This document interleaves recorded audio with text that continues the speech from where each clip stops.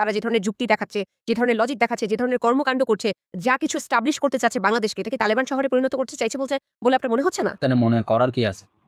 বাংলাকে তো আফগান বানাতেই চাই আমরা, কারণ আফগানিরা আল্লাহর আইন বাস্তবায়ন করছে, আল্লাহর শরীয়ত কায়েম করতেছে দেশে। বাংলাকে তো আফগান হতেই হবে, আফগান হলেই তো বাংলার উন্নতি হবে। আজকে বাংলার উন্নতি হচ্ছে না কারণ আমরা আফগানের মতো নয়। আফগানিরা চেতনা নিয়ে পড়ে নাই, কিন্তু আমরা চেতনা নিয়ে পড়ে আছি। আফগানিরা মরুভূমি থেকে উন্নতি করতেছে, আর আমরা সবুজ খেতে থেকে, সবুজ শ্যামলা দেশে থেকে কোনো উন্নতি করতে পারতেছি না। আফগানিরা কয়েক বছরে যে উন্নতি করতেছে, আমাদের সেই উন্নতি 10, 15, 20 বছর লাগে। তাহলে আমরা কি বাংলাকে আফগান বানাবো না? আমরা তো বাংলাকে আফগান বানাতে চাই। যে আফগানে তেলের কুয়া আবিষ্কারের পর সেটা দিয়ে নিজের দেশের উন্নতি করতেছে।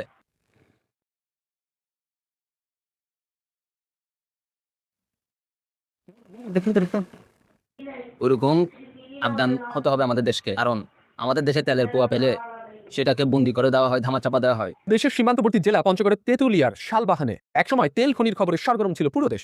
বিদেশি কোম্পানি, হেলিকপ্টারের বিশেষজ্ঞদের যাতায়াত, কোটি টাকার প্রকল্প, সবকিছু ছিল চোখ ধাঁধানো। কিন্তু উদ্বোধনের এক সপ্তাহের মাথায় হঠাৎ বন্ধ হয়ে যায় সেই খনি। এরপর কেটে গেছে প্রায় 4 দশক, রহস্যের জট খোলেনি আজও। এবার উত্তরে চলুন। পঞ্চগড় তেঁতুলিয়ার শালবাহান মৌজা 1986 সাল, স্বাধীনতার 15 বছর পর বাংলাদেশ ভূতাত্ত্বিক জরিপ অধিদপ্তর প্রথমবার বড় স্কেলে অয়েল সার্ভে শুরু করে। স্যাটেলাইট ইমেজ, অ্যারোম্যাগনেটিক, গ্রাভিটি সব রিপোর্ট বলছে এখানে কিছু আছে। 1987 সালে সরকার ফ্রান্সের ফরাসল কোম্পানিকে আনলো। চুক্তি 2 বছর, 5000 পয়েন্টে সিসমিক। ফরাসল ড্রিল করলো, ডাটা নিল, প্রসেস করলো প্যারিসে। 1988 জানুয়ারিতে রিপোর্ট এলো ঢাকায়। শালবাহানের 900 মিটার নিচে multi stacked reservoir, petrol, octane, kerosene, commercial. সরকার নড়ে বসলো। 1988 থেকে 1989 বাজেটে বরাদ্দ 35 কোটি টাকা। তখন ডালের কেজি 10 টাকা। 35 কোটি মানে আজকের 3500 কোটি টাকা। ফরাসল 8000 ফুট গভীরে 12 ইঞ্চি ব্যাসের প্রোডাকশন অয়েল খুললো, কেসিং বসালো, ক্রিসমাস ট্রি বসলো। 10 এপ্রিল 1988 রাষ্ট্রপতি হোসেন মোহাম্মদ এরশাদ নিজে এসে সুইচ টিপলেন। ক্লিয়ার স্ট্যাকে আগুন জ্বলল। পত্রিকা হেডলাইন, উত্তরে তেলের সন্ধান, নতুন দিগন্ত।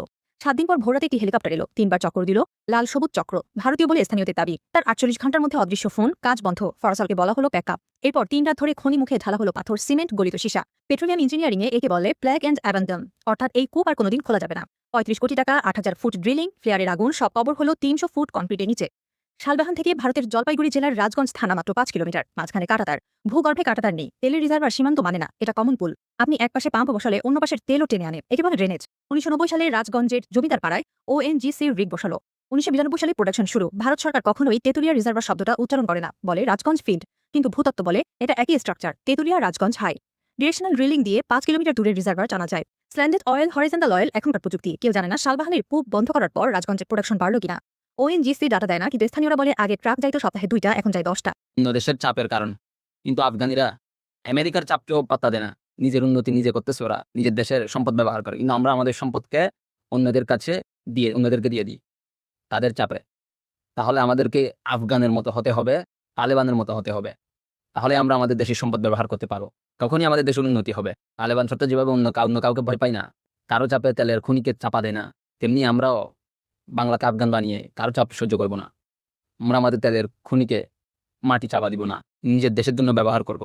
ওনাদের যে সমস্ত কর্মকাণ্ড, এগুলো কি তালেবানদের সাথে মিলছে না? যা কিছু বলছে, ওনাদের যে সমস্ত অবস্থান, যে সমস্ত কর্মসূচি, যেভাবে কথা বলা, যেভাবে এগ্রেসিভলি কথা বলে, সেই সমস্ত কি তালেবানদের সাথে মিলে না? তালেবানদের মতো চলাই আমাদের উচিত। তালেবানদের সাথে কথার মিল থাকলে বাংলাদেশের উন্নতি হবে, বাংলাদেশ মাদক মুক্ত হবে, চোর মুক্ত হবে, চাঁদাবাজ মুক্ত হবে, বাটপান মুক্ত হবে, শাহবাগী মুক্ত হবে। সুতরাং আমাদের আফগানদেরকে তালেবান থেকে শেখা উচিত কিভাবে দেশ পরিচালনা করতে হয়, কিভাবে দেশে থাকতে হয়। তালেবানিরা তো সেরা। ওনারা নারীদেরকে বিশ্বাস করে না, নারীরা নেতৃত্ব দিবে সেটাতে বিশ্বাস করে না। তারা মনে করে না যে নারীরাও হচ্ছে রাজনীতি করতে পারে, নারীরাও কাজ করতে পারে। তারা নারীদেরকে ঘরের মধ্যে আবদ্ধ করে রাখতে চায়। এ বললো নারীরা রাজনীতি করতে পারে না। নারীরা রাজনীতি করতে পারে বলেই তো বাংলাদেশের সর্বোচ্চ সময়ের নেতা ছিল নারী। আর নারীরা রাজনীতি করতে পারে বলেই বাংলাদেশকে ভারতের হাতে তুলে দিছি আমাদের নারী নেত্রী। বাংলাদেশকে শোষণ করার জন্য ভালোই রাজনীতি পারে নারীরা আসলেই। আর তোমরা যার থেকে নারী অধিকার শিখেছো, যারা নারীর অধিকার শিখায় মানুষকে, পুরো বিশ্বকে, তাদের দেশেই একজনও নারী নেত্রী নেই, একজন নারীও প্রধানমন্ত্রী কোনোদিন হয়নি। যারা পুরো বিশ্বকে নারীর অধিকার শিখায়, তোমরা যাদের থেকে নারী অধিকার শিখো তাদের দেশে একটাও নারী প্রধানমন্ত্রী হয়নি কোনোদিনও।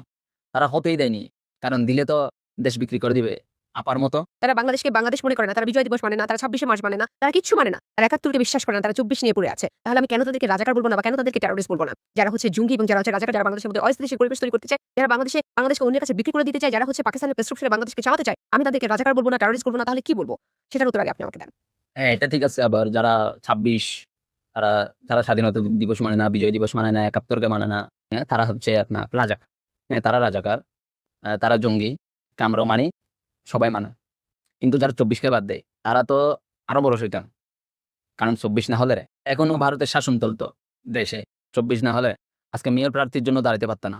যদি ভুলেও দাঁড়ায় যেতা, তোমার পিছন দিমার সাথে যা হইতো তার বলার অপেক্ষা রাখা। কিন্তু যারা তালেবান বানাতে চায়, যারা আফগান বানাতে চায়, তাদেরকে তো সাপোর্ট করব। তাদের সাথে আমরা আছি, সেটা যেই হোক।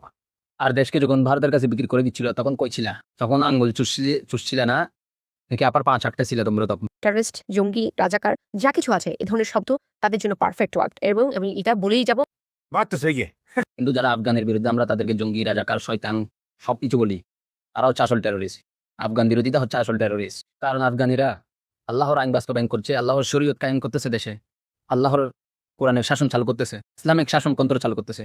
যারা ইসলামিক শাসনতন্ত্র কায়েম করবে আমরা তাদের সাথে আছি। আর আমরা সকল দেশকে সেই রাষ্ট্রে পরিণত করব, ইসলামিক রাষ্ট্রে, ইসলামিক শাসনতন্ত্রে, ইসলামের কানুন চলনেওয়ালা রাষ্ট্রে পরিণত করব।